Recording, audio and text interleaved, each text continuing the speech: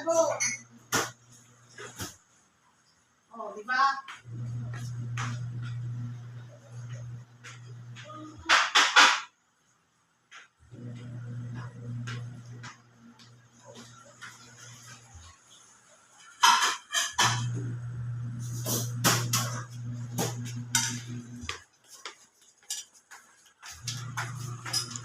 Yan, kakatapos lang niya magtanong. Akala ko, hihinto na siya sa kakatanong. Yung pala, bumaba din siya para magtanong. Habas tayo? Ha? Habas tayo nila? Naubusan ka na ng tanong? Ibigay tayo? Naubusan ka na ba ng tanong? Ay, magtatanong kita. Dami mong tanong? Dito tayo? Napagod na yung bunganga ko sa kakasagot. Ano tayo? Dito lang, papapicture tayo sa labas. Pa-picture tayo?